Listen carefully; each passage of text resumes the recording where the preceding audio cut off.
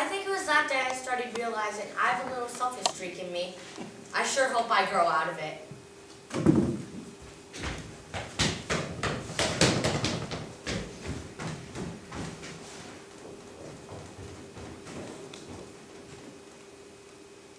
Aunt Blanche is leaving. Where? She's gonna stay with some woman in Manhattan Beach. Her and Mom just had a big fight. She's gonna send for Lori and Nora when she finds a job. What did her mom fight about? I don't know. I couldn't really hear them. But I think Mom sort of blames Aunt Blanche for Pop having to work so hard. Oh, God. Did Mom mention anything about my salary? You told her? Why did you tell her? I came up with 12 perfect lies for you. Eugene, how much money do you have? Me? I don't have any money. The hell you don't. I know you do. It's in your cigar box. Let me have it.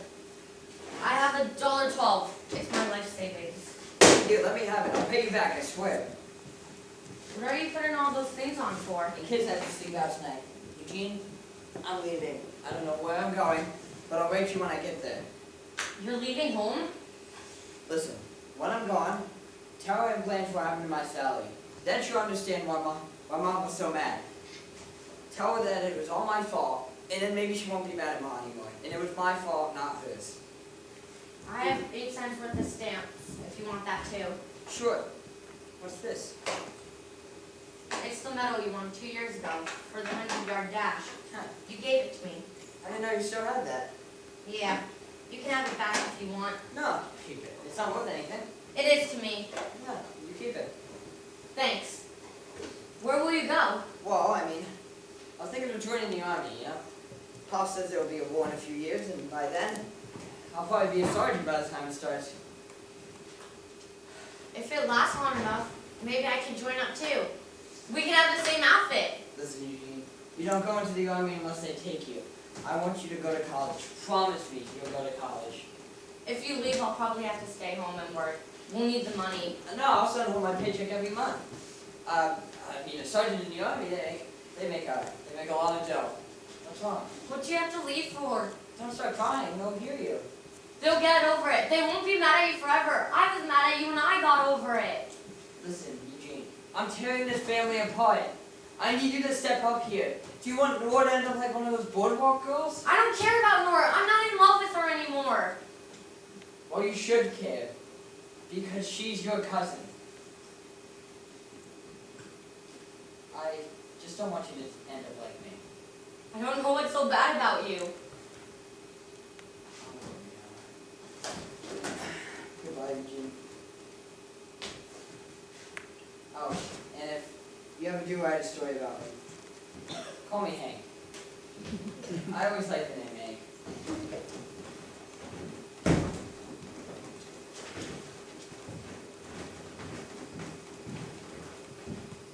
There comes a time in everyone's life when they say, this is the end of my childhood.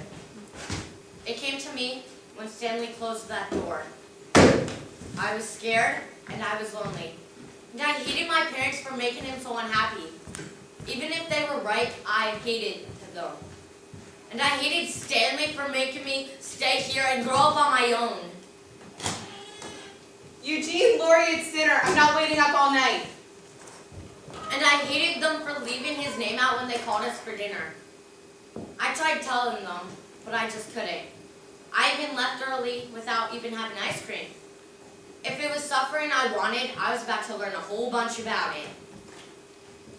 It's 10 o'clock. Where is Stanley so late? Never mind, Stanley. You have enough to worry about. I want to go to temple with me on Saturday. They stop going for 3 or 4 weeks, they forget their religion altogether. The house became quieter than I ever heard. Aunt Blanche was in her room packing, Ma and Pa were in their bedroom, and I needed to talk to somebody or else I'd go crazy. I didn't have much choice.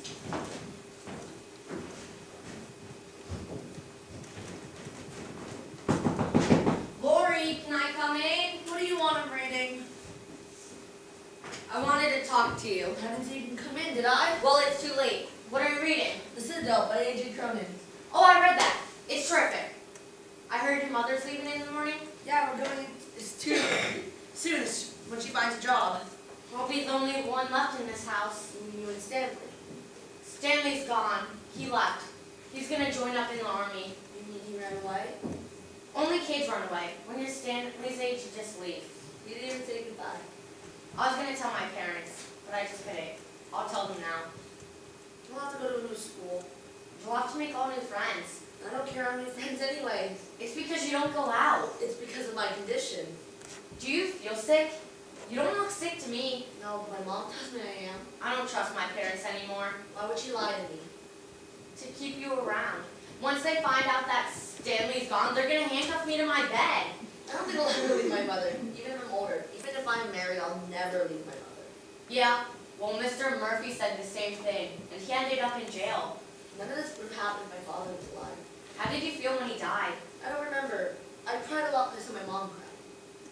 It would be terrible if my father died. We'd have to move out of this house. Well, then you can come live with me and my mom. Then why break up now when we'll all be together in the end? I don't know. I have to finish reading. You don't get too far talking to Lori. Sometimes I think the flutter in her heart is actually in her brain. I decided to go into my parents' room and tell them that their eldest son was in France, getting killed, fighting for their country. My mother said, "Go back to bed. He'll be here in the morning." It was then I suspected that Stanley and I were adopted. I decided to go outside and wait on the cold front porch, but Stanley never showed up.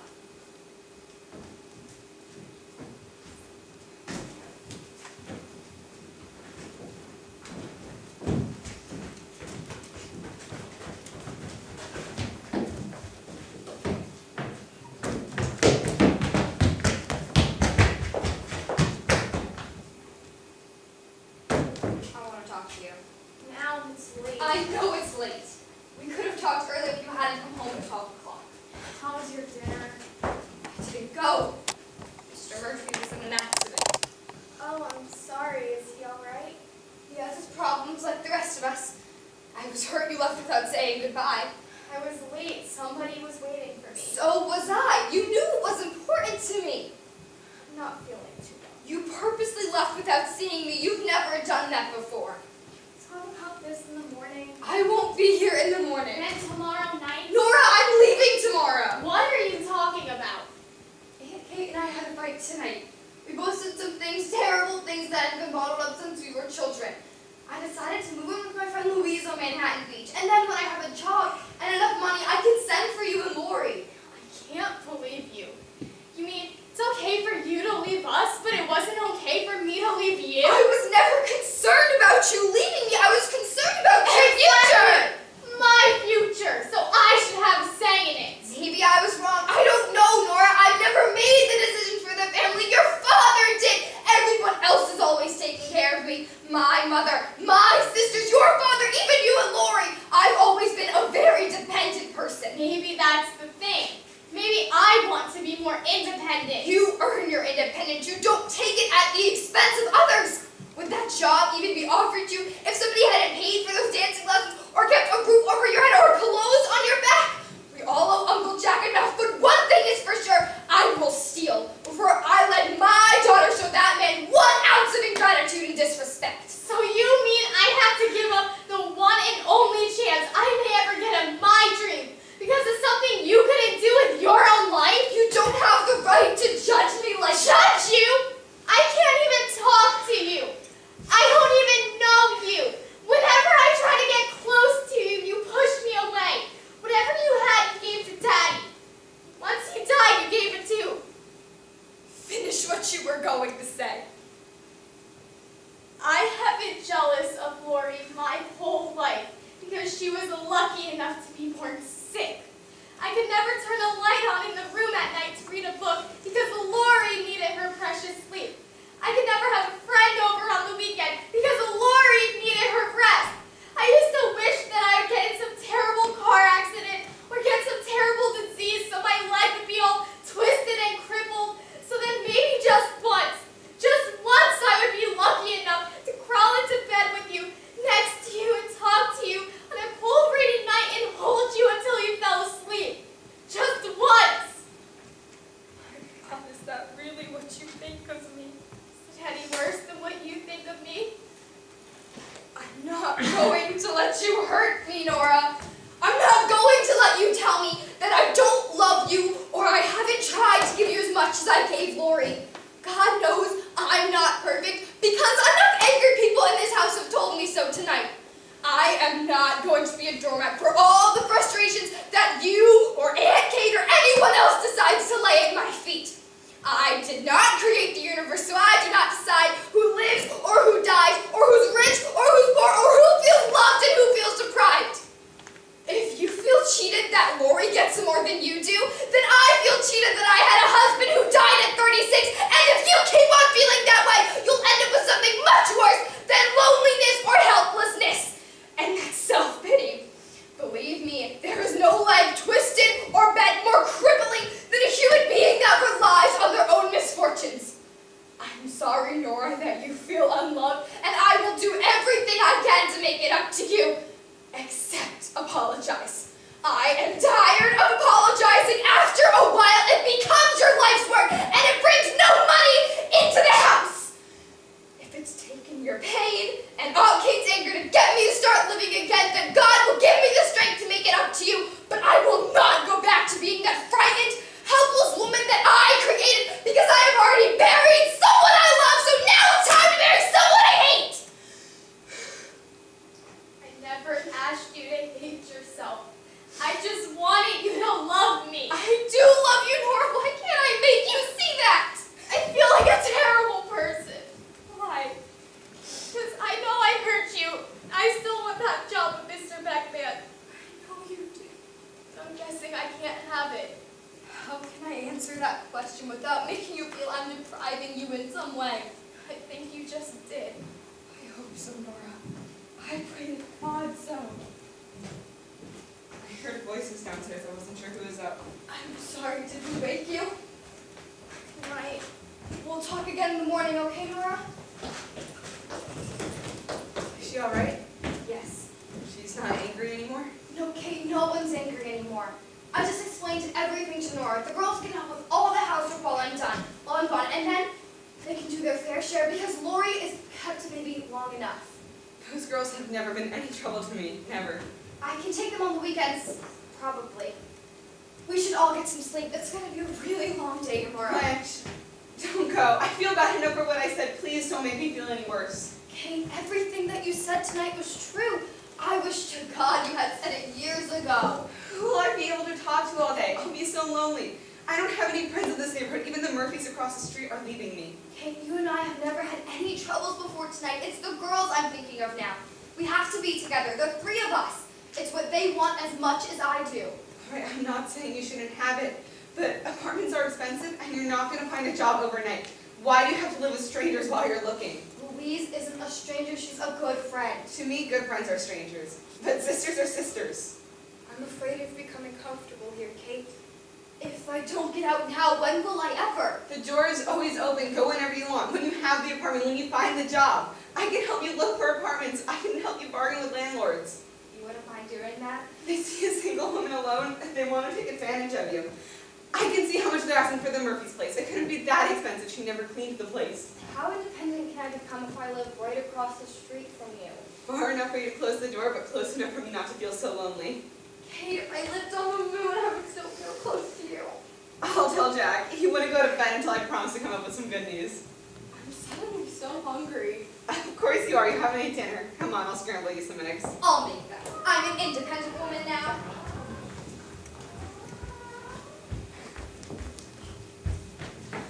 So Aunt Blanche decided to stay while she looked for a job. Nora went back to school the next morning and her legs looked as creamy white as ever. Lori was asked to take out the trash, but suddenly got a flutter in her heart, and I had to take it out. Things were back to normal. Eugene! Good agreed, lots on you flour. How much? A teaspoonful? Stanley didn't come home that night, and even though my mom acted fine, I could tell she was plenty worried. She told Pop that Stanley lost his salary in a poker game, and from the sounds coming out of the room, I think Stanley should forget about the army and join up in the Foreign Legion. And then the next night, around dinner time, Stanley came home, and I was never so happy to see anyone in my life. Hey, Eugene. Hi, Stan. Where's Mom and Pop? Mom's in the kitchen cooking. Pop's upstairs with his paraphrase. They thought if God didn't bring it home, then her famous potato pancakes would.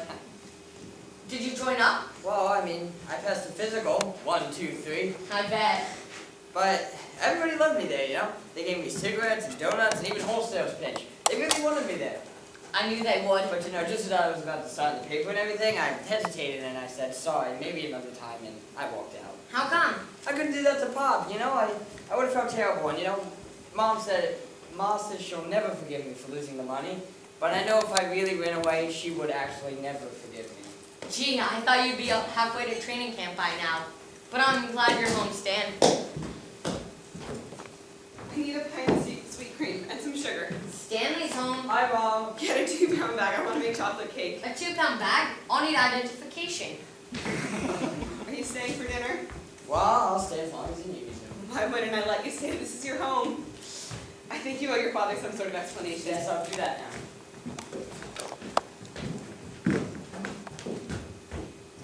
Hi, Pop. How's your paper? Sorry about not coming home last night. I just didn't know how to go about it with with the money and everything. And I know it doesn't really help to say that I'll never do it again, you know. But listen, I was at Dominic's bowling alley over the weekend, and I set pins till midnight. If I keep doing it keep going over the weekend, I'll make 6. And then if I do it again, I'll make 9. And you know, I'll have the money, Pop. I will. I'll get it back. All $17, I swear. And you know, I'm not afraid of hard work. Hard work and principles. That's how you taught me. It's what I live by. So, if you do have anything to say, I'll be glad to listen. Did you read the paper tonight, Stanley? No. There's going to be a war. Terrible war, Stanley. Oh, I know, Pop. Biggest war the world's ever seen. And it frightens me. We're not even over the last one yet, and already we're starting another one. We don't talk about it at the shop because Mr. Strawheim is German and all. I have a brother, Michael. He died in the last war. I told you that. Yeah, I've seen his picture in uniform. He was 19 years old. The day he left, he didn't look any older than Eugene. He died the second week he was overseas. Yeah, I remember that. They didn't take me because I was only 16 years old. Both parents were dead, and I was living with my Aunt Rose and Uncle Maury. They had 2 sons in the Navy, both of them wounded, both of them decorated. Uncle Leon and Uncle Paul, right? He would have been 45 years old this month. He was a handsome boy. Good athlete, good dancer, good everything. I idolized him. Just like Eugene idolizes you. No, he doesn't. Oh, he does, believe me. I hear him outside with his friends. My brother this, my brother that. Brothers can have conversations with each other that fathers and sons can never have. I never knew a thing about girls until my brother told me about them. Isn't it like that with you, Eugene? Oh, I told him a few things.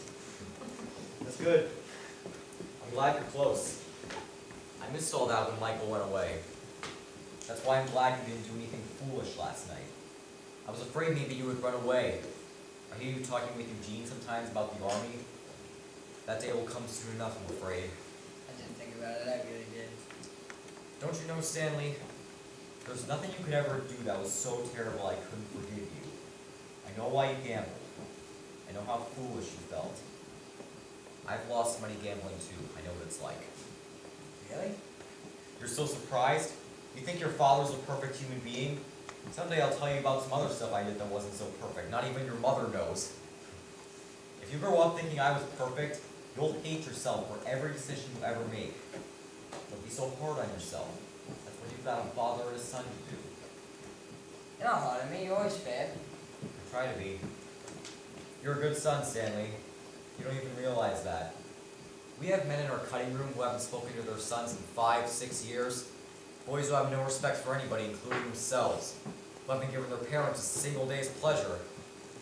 Thank God I can never say that about you, Stanley. I gambled away $17 and you're telling me how great I am? Hey, wait a minute. Don't get the wrong idea. If you were home last night when your mother told me, I would have thrown you and your clothes out the window. But today I'm calmer. Today I've read the newspaper. Today I'm afraid for all of us. So am I. After dinner tonight, you apologize to your mother and you give her the $3. I won't. And you apologize to your Aunt Blanche because she was worried about you too. I won't. And you can thank your brother as well.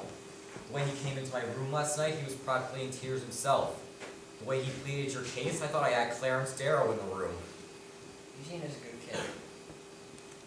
Alright, go wash up and get ready for dinner. And tonight, I'm going to take you out back and I'm going to teach you how to play poker. Is Eugene back yet? No, Mom. Did you get any sleep last night? Yes, I did. I stayed at a friend's house. I'll talk to you after dinner. Where am I going? A nightclub? I'll wash up. I'll be right back down. Stanley, you didn't join anything, did you? No, Mom. That's good. I think you have time enough. The family's growing up as fast as it is anyway. Yes, Mom. It's alright. Everything's going to be alright. Said it was, didn't I? I told you he'd be back.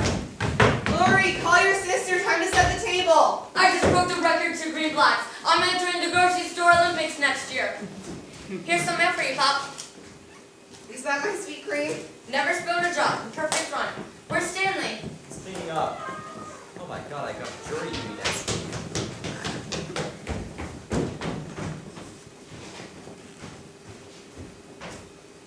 So are you back in the family? Yep, everything's great. Terrific. You want to walk down to the boardwalk tonight to see what's doing? I can't. I'm busy tonight. Doing what? I got a poker game. Are you serious? No, yeah, I have a poker game after dinner. You're crazy. You're genuinely crazy. If you lose, I'm not sticking up for you this time. Oh, really? Well, if you don't tell anybody, I'll give you a present. What kind of present? In a sec. You won't tell anybody? No. What is it? Here. Don't leave this lying around the room, right? Alright. Open it slowly. Slower than that. Here. Close your eyes. Alright. Wait. Almost there. There we go. Like this. And now open! Oh my God! She's naked. You can see everything. Don't be so loud. You don't want anybody to catch you with a thing like that. Where did you get this from? Who is she? She's French. That's how all the women are in France. You mean some girl just laid there naked and let some guy take a picture of her? Lori, Nora, come upstairs. Come downstairs for dinner. It belongs to the guy who still owes me $250. He said I can keep it until he pays me back. Don't let him take it. Let him keep it for a while. It's my appreciation for being a good brother. If you need anything, just let me know. Well, I'm going down to dinner. Are you coming? I'll be down in a minute. I just have to write something down. Kate? Where's Kate? Don't run. Why are you always running? It's a letter from London. My cousin Sholem got out of Poland. They're free, Kate. God! They just shipped out today. They'll be here next week. In a week? Is it English? I don't know, a few words maybe. They had to sell everything. They took only what they could carry. Where'd they go? In the house? I don't know.